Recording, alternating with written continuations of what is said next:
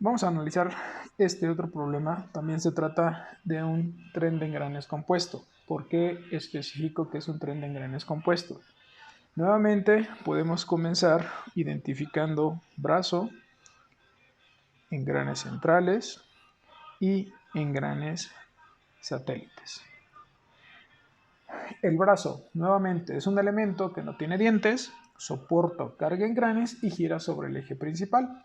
Si nosotros observamos nuestro diagrama, el elemento A, ¿sale?, no tiene datos de dientes. El elemento A está soportando a este par de engranes y por lo tanto podemos concluir que este elemento A está girando respecto a este eje imaginario, ¿sale? Este que estoy marcando con la pluma, en este caso. Ese sería nuestro eje principal, por lo tanto A cumple con esas características. Ahora, los engranes centrales, una vez que identificamos precisamente el eje principal, podemos concluir que los engranes centrales son todos aquellos engranes, piezas que tienen dientes que giran sobre ese eje principal. De izquierda a derecha sería el engrane C, el engrane D y el engrane G, que es una corona. Por lo tanto, C, D y G los podemos considerar y son considerados como engranes centrales.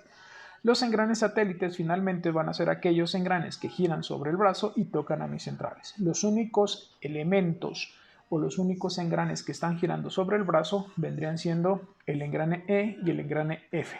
Por lo tanto, estos dos engranes E y F únicamente y exclusivamente están tocando al engrane D y al engrane G. Por esa razón, puedo eliminar o quitar lo que es el elemento C. Una vez que realicé esto, prácticamente estoy definiendo dónde está mi tren planetario. De igual forma, puedo establecer igualdades para apoyarme y decir que la velocidad angular de E es igual a la de F, es un tren compuesto, y que la velocidad angular de C es igual a la velocidad angular de D. En este caso, nos están proporcionando la velocidad de A, que obviamente es el brazo, gira a una magnitud de 73 revoluciones por minuto, en sentido antihorario, visto de izquierda a derecha. De igual forma, nos dan como dato la velocidad del engrane B, que es este engrane que está por acá arriba, gira a 100 revoluciones por minuto en sentido horario, visto de izquierda a derecha. Nos piden determinar la velocidad angular del engrane G, que es una corona. Ojo, ¿por qué es importante realizar esta para delimitar nuestro tren planetario y apoyarnos con las igualdades? Por la simple y sencilla razón que nosotros necesitamos o tenemos que realizar una división o un corte de nuestro problema. ¿Dónde vamos o son válidos realizar los cortes? Los cortes son válidos y permitidos donde la velocidad angular sea exactamente la misma, independientemente de que se tengan ejes huecos. En esos lugares precisamente se puede recurrir a realizar un corte. Nuevamente volví a realizar el esquema o reproduje otra vez la representación de la transmisión y basándome en la delimitación de mi tren planetario y estableciendo las igualdades, por ejemplo, esto que estoy encerrando en color azul, esto sería nuestro tren planetario. Nuevamente, no podemos trabajar con nuestro tren planetario. ¿Por qué razón? Porque nos hacen falta datos. Específicamente nada más tenemos uno de ellos, que es la velocidad del brazo, y eso es un dato que ya nos da el problema. Nos haría falta determinar u obtener la velocidad de G, que es lo que nos pide calcular el problema, o en este caso la velocidad de D. Pero la velocidad de D es igual a la velocidad del engrane C.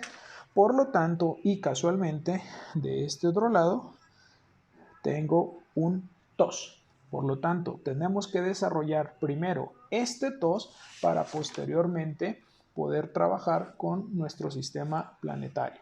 Por lo tanto, y como primer paso, nuevamente, voy a resolver el TOS entre el engrane B y el engrane C, donde el valor del tren nos dice que es la velocidad final, que en este caso es del engrane C, entre la velocidad angular del engrane B.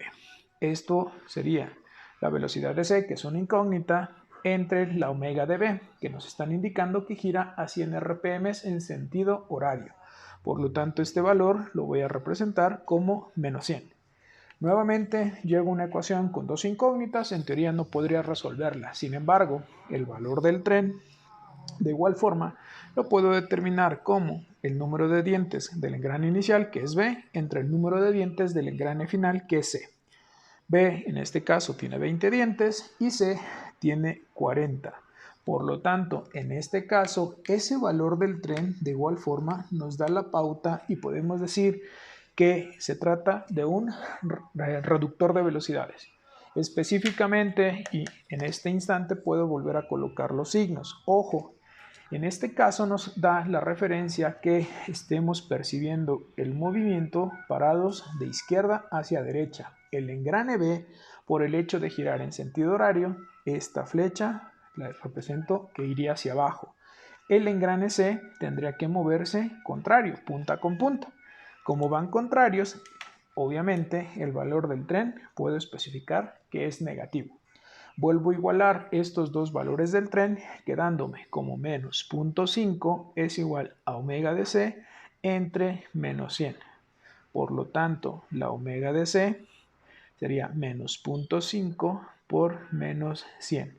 Menos por menos nos va a dar un valor positivo y obviamente eso me está indicando nada más que el sentido de rotación del engrane C es de 50 revoluciones por minuto, como nos da de manera positiva, gira en sentido antihorario visto de izquierda a derecha.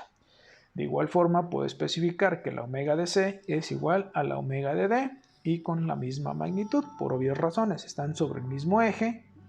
Obviamente es un tren compuesto con eje hueco. Entonces, sí es válido que establezca esta parte.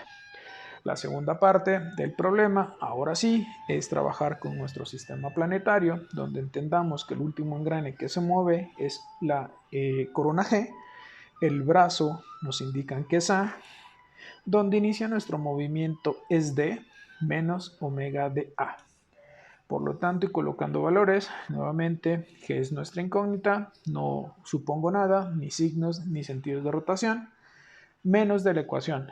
El elemento A, que es el brazo, gira en 73 RPM en sentido antihorario, por lo tanto, entra de manera positiva. Entre omega de D, que es lo que calculamos previamente, nuevamente son 50 RPM positivo, menos 73. Reduciendo esto, nos quedaría que la omega de G menos 73 entre menos 23. Nuevamente, ecuación con dos incógnitas, por lo tanto recurrimos a la hipótesis y decimos que suponiendo el brazo fijo, el tren planetario nuevamente se convierte en un TOC. ¿Por qué en un TOC? Porque E y F comparten eje, E y F se están involucrando en el movimiento. Para los TOC, indicamos, si aquí nuevamente decimos que D es nuestro engrane inicial, por lo tanto, D debe de ser motriz que conduce al engrane E. Finalmente, F se vuelve motriz que conduciría a G. Colocando los valores, D tiene 36 dientes, F tiene 16, E tiene 12 y G tiene 64 dientes. Por lo tanto, y nuevamente, este valor del tren nos va a dar la pauta para saber cómo se está comportando nuestra transmisión. Y nuevamente ocurre que se trata de un reductor. En este instante voy a volver a colocar los signos. Ojo, yo recomiendo que sea dentro de esta suposición. Si nosotros las colocamos mucho antes, corremos el riesgo de cometer un error y obviamente contradecirnos. Por lo tanto, si yo fijo el brazo, el engrane D, por obvias razones, gira hacia el mismo sentido que C, porque comparten el eje.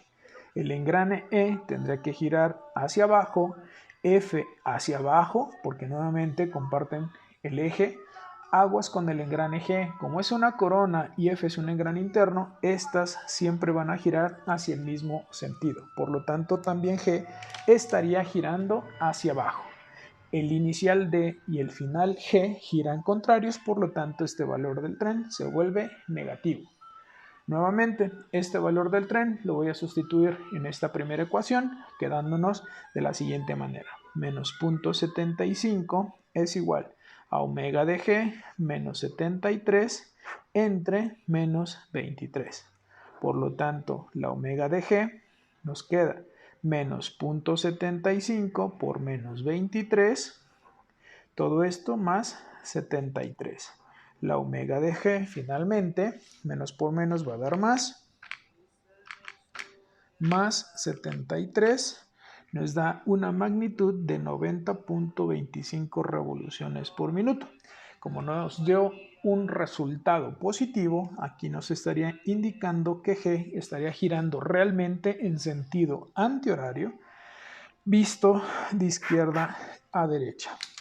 Hay que tener cuidado en esta situación. ¿Por qué razón? Porque si nosotros visualizamos lo que obtuvimos como resultado matemáticamente, nos está indicando que G gira en sentido antihorario. Ojo, cuando nosotros utilizamos lo que es la suposición, vean, cuando nosotros fijamos el brazo o se supone el brazo fijo, la corona sí conserva el sentido de rotación del engrane interno. Ojo, esto es una suposición, esto es una hipótesis. Una hipótesis puede ser cierta o puede ser falsa. En este caso salió la hipótesis falsa. El brazo lo que realmente está haciendo o provocando que la corona esté precisamente girando hacia adentro de la hoja. Por eso es muy importante colocar estas flechas hasta que nosotros estemos haciendo esta consideración o esta hipótesis para poder resolver los sistemas planetarios.